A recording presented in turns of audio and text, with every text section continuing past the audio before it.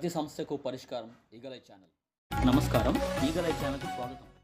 Bobbili main road నందు గల సిబిసిఎస్సి Christian CBM ఉన్నత పాఠశాల కరస్పాండెంట్ ఆ పాఠశాలను కబ్జా చేసి అమ్మకానికి కుట్ర పన్నుతున్నారని, క్రిమినల్ కేసులున్న కరస్పాండెంట్ ముత్తాబొత్తుల రత్నకుమార్ను పదవి నుండి తొలగించాలని, తిరిగి ఆ స్కూల్ను 22A చేర్చాలని విదసం ఐక్యవేదిక ఆధ్వర్యంలో ఆ ఐక్యవేదిక రాష్ట్ర సమితి కన్వీనర్ బూసి వెంకట్రావు, జిల్లా దళిత చైతన్య సేవా సంఘం అధ్యక్షులు సోము మురళీమోహన్, దళిత నాయకులు ఆదాడ మోహన్ రావు మరియు తదితర క్రిస్టియన్ నాయకులు విజయనగరం జిల్లా కలెక్టర్ డాక్టర్ బిఆర్ అంబేద్కర్కు వినతిపత్రం సమర్పించారు. తదుపరి కలెక్టర్ కార్యాలయం ఎదుట ధర్నాకు దిగారు.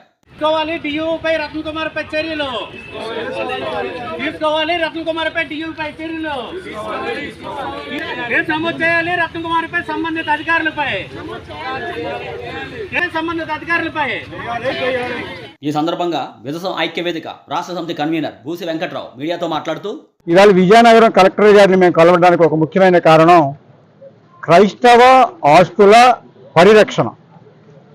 క్రైస్తవ ఆస్తులు అంటే దాంట్లో సిబిఎన్సి అనేటువంటి ఒక సంస్థ ఉంది, సెంట్రల్ బాప్టిస్ట్ సంస్థ. ఆ సంస్థకి బొబ్బిలి, భీమిలి, కాకినాడ, అకివీడు, విశాఖపట్నం తదితర చోట్ల పూర్వం బ్రిటిష్ కాలం నుండి ఆస్తులు ఉన్నాయి. ఈ ఆస్తులని ఇప్పుడున్నటువంటి కొంతమంది కబ్జా చేసి అమ్ముకునే కుట్రలో భాగంగా బొబ్బిలిలో ఉన్నటువంటి సుమారు 150 సెంట్ల హై స్కూల్ని రత్నకుమార్, ముత్తాబొత్తుల రత్నకుమార్ అనే అతను కరస్పాండెంట్గా చెప్పుకుంటూ దాన్ని అమ్మకం పెట్టాడు. అసలు ఈ అమ్మకం చెల్లదు అని చెప్పి కలెక్టర్ గారు నోటీసు తేవడానికి వచ్చాం. ఒకటి, ఆ స్కూల్ ఎయిడెడ్ స్కూల్ కాబట్టి దాన్ని 22A పెట్టింది ప్రభుత్వం.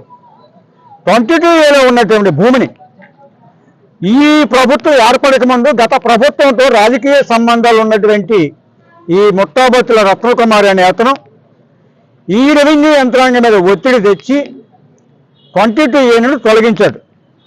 22A తొలగించి ఇవాళ బేరం పెట్టాడు. ఇక రెండవ అంశం, అతను కరస్పాండెంట్గా నియమించబడ్డాడు. కరస్పాండెంట్గా నియమించిన వాడు ఎవరు అంటే దానికి ఈ సంస్థకి కన్వీనర్గా ఉన్నటువంటి యాకబ్. నీ కన్వీనర్ చెల్లదు అని చెప్పి అతను పిటిషన్ వేస్తే కోర్టు డిస్మిస్ చేసింది. అంటే ఉనికిలో లేని కన్వీనర్ యాకబ్ ఇచ్చినటువంటి ఆర్డర్ చెల్లదు, ఆ సిఫార్సు చెల్లదు. అటువంటి ఇచ్చినటువంటి సిఫార్సు ఇతను కరస్పాండెంట్గా పెట్టమని యాకబ్ ఇచ్చిన సిఫార్సుని డిఏఓ గారు నియమించాడు. అసలు కన్వీనరే లేడు, లేని కన్వీనర్ ఆర్డర్నేమో డిఏఓ తీసుకొని గ్రీవింగ్ మీద సంతకం పెట్టాడు, కరస్పాండెంట్గా నిర్ణయిస్తాడు. ఆ డిఏఓ గారు నేను ఒక మాట అడగదలుచుకున్నాను.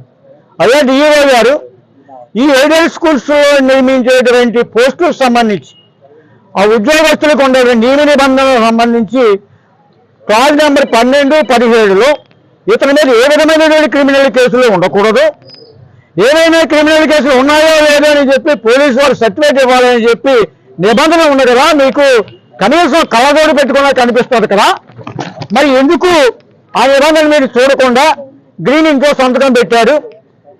ఇది కళ్ళు మూసుకుని ఈ డిఈఓ కుమ్మక్కయ్యి అతని కరస్పాండెంట్గా నియమించాడు. రెండవ అంశం, అతని కరస్పాండెంట్గా ఈ పోలీస్ ఇన్వెస్టిగేషన్ ఎందుకు మేము అడుగుతున్నామంటే అతని మీద 15 కేసులు ఉన్నాయండి. చిన్న చిన్న కేసులు కాదు. 120B తెలుసు కదా, వాడిని అల్లకల్లోలం చేసేటువంటి నేరాన్ని పాల్పడే వాళ్ళ మీద పెడతారు 120B. 354 ఆడపిల్లల మీద అఘాయిత్యం, 477 ఇతని మీద ఒక ఆర్డర్ ఇష్యూ చేశాడు. ఇతను సస్పెక్టర్ సీటరు, ఇతని మీద నిరంతరం నిఘా ఉంటుందని చెప్పాడు. అటువంటి వ్యక్తి కరస్పాండెంట్గా పనికిరాడు కాబట్టి అతని కరస్పాండెంట్గా తొలగించండి. ఆ భూమిని 22A నుండి తప్పించి అమ్మకం లేకుండా చూడండి. ఆ స్కూల్ మీద ప్రభుత్వ అజమాయిషీ ఉండాలి, స్పెషల్ ఆఫీసర్ నియమించండి.